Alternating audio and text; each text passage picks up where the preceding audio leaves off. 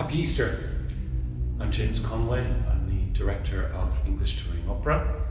I'm Jonathan Peter Kenny. I'm the conductor of this performance of the St. John Passion. So this is a project that has had a different life than the one we imagined.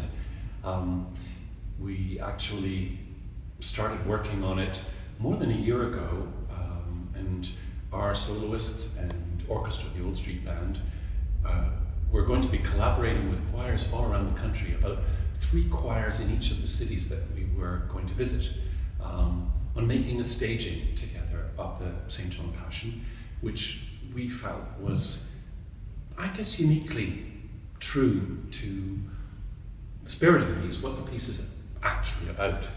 I mean, it's a wonderful awakening story about evangelism. And actually uniquely suited to Easter and to this time. Anyway, before I tell you the story, we kind of had to put the project to bed because there was a lockdown after the first performance. Yeah. And we'd started work with choirs around the country. Jonathan had been going to visit places. We had a few rehearsals and had a lot more planned, which I remember even actually at the point of when the first lockdown happened. I think I was about to go that afternoon to Manchester, and yes. Suddenly that evening the rehearsal was not happening. So all these people who'd started their preparations, everything was suddenly abandoned. So we, last year, at exactly this time, we put together from what was strictly an archive film, what we could to share the performance with all the choirs who were going to be our partners, and all the people who make music all around the country that we have the privilege of working with from time to time on projects that are bigger than us and bigger than them, but we can be big enough together to it was kind of our way of allowing the people who'd already made some preparations to actually still participate and to share in this performance, because every performance involves at least 3 choirs, so it's a lot of people around the country. Yeah, so we released this film, edited it, and cleaned it up, and we thought a year later in the lives of all the people who were going to be working on this, all the people in choirs who've been silent, the soloists who've been silent, the players who haven't been playing. Now when there's this spring awakening, we hope it's a true awakening, we thought it would be a time to share it again, and to precede it with a little documentary about the lives of freelance performing artists in persons of those who were to take place over the course of this last year. So that's the sequence of things. We're going to show you this little documentary we've made about people's lives in this period, in which they make little clay representations of themselves as artists, and then share again with everybody who would have taken part, and that means everyone who would have been in the audience, this little gift, this performance of the St. John Passion, which, I mean, it's one of the, great means nothing anymore, does it? But it is one of the very great things in all of art. It's got this terrific going out energy.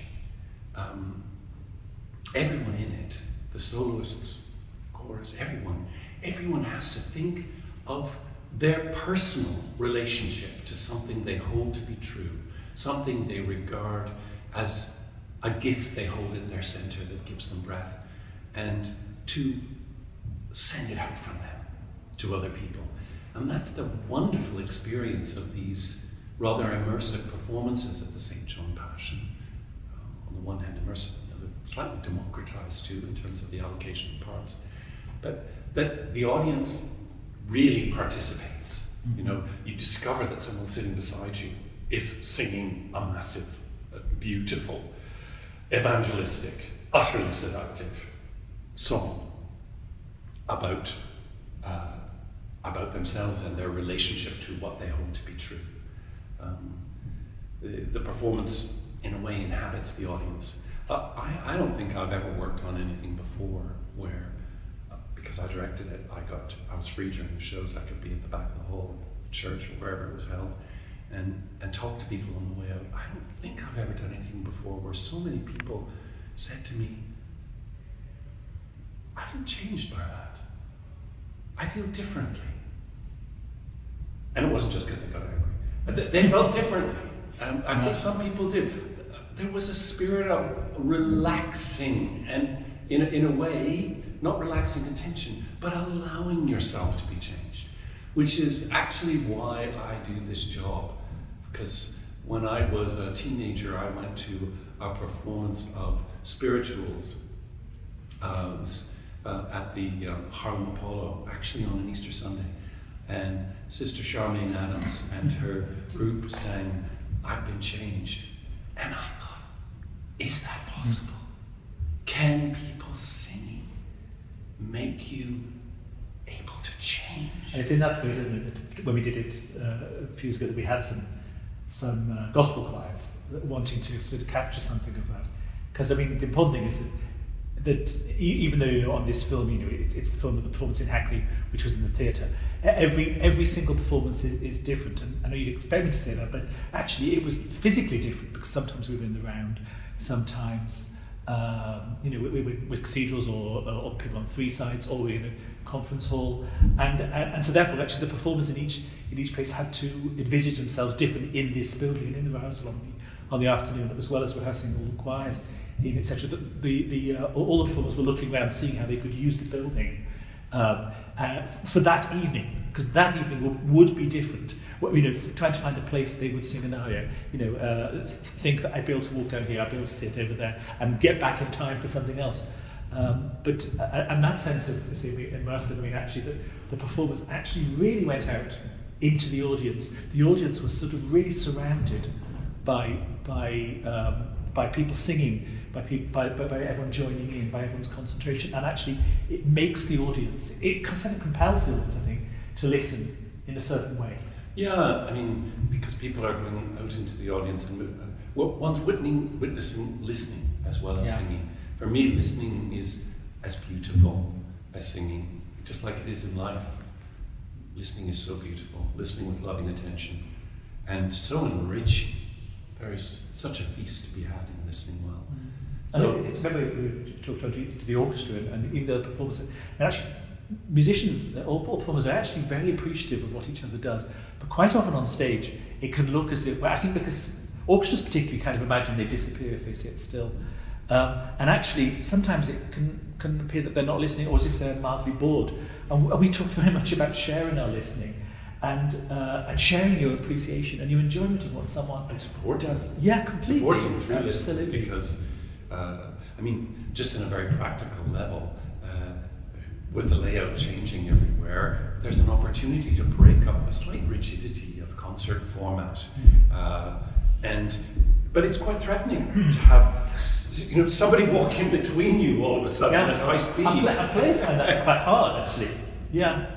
But then you'll see, there were only small gestures toward it in this performance, because actually we were very squeezed to fit on stage. Yeah. But there are moments when someone gets up from their chair and just goes and sits on the side of the stage to listen better. And I don't know, there is something informal and generous about this, which I hope you will all find is in the spirit of Bach's wonderful and generous statement of what he holds to be true and what he feels to be true, because it's very emotional. I hope you'll feel that it's somehow there's light in it.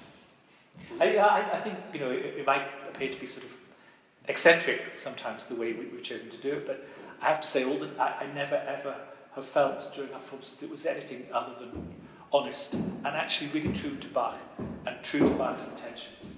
I think we honour the music, we honour the gospel, we honour, we talk always about evangelism, and we honour, I think Bach's belief shines through, which is a wonderful thing. And I think we've managed we've done something which has maintained that sort of direction, I think Bach's aim. Yeah, I mean, that's what we hope. Something happens. That's good enough.